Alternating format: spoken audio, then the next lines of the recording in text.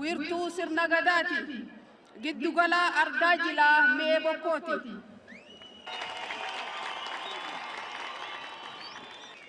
Qe'ee aadaa fi duudhaa Oromoon itti kunuunfame obbolummaan Gojjaan keessatti dhugoomeedha.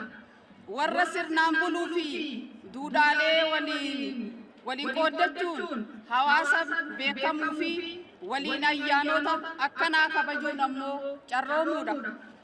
Saboot sabalammoot ummati Itiyoophiyaa aadaa fi duudhaa isaa sirna gadaarraa maddu aadaa amantaa afaan walii kabajee waliif dubbatee walirraa fuudhee wal heerumsiisee dhiigaa fi lafeen walitti makamee yeroo dheeraaf ummata wajjin jiraataa turee fi ammas waliin jiraataa jiru. Sirna gadaa keessatti dhalatee guddatee dagaagee osoo dhiibbaan sirna yeroo fi garagaraa irra ga'u Oromummaa isaatii fi eenyummaa isaa tiksee ummata biraa ammatee ummata har'aan ba'eedha.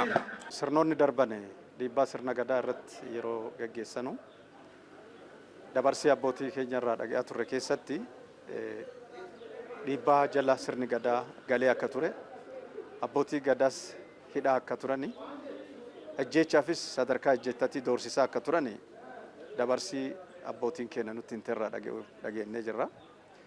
Haa ta'uti gidira sana keessa taa'etu sirni gadaa akka inni hin banne abbaa gadaa isaa dhokseet gadaa isaas akka hin duune sirni gadaas akka hin banne haala mijataa hin taane keessatti dhoksee turse jechuudha. Sirna gadaa kana itti fufsiisuudhaaf aarsaa abbootiin keenya kafalan duudhaa isaa ganamaa eeggatee sirni gadaa iddootti mammakamin duudhaa isaa ganamaa sana eeggatee akka inni itti fufuuf akka inni jiraatu godhuu fi gaheen abbootiin kafalan baay'ee yoo wanni jettu akka salphatti ilaaluu hin dandeenye baay'ee tilmaamuu hin dandeettu. Kanaaf sirna kanaan maaltu fayyadamee amma jennee gaafa laallu hawaasa sabaaf sablammii hedduu waliin jiraataa jirra.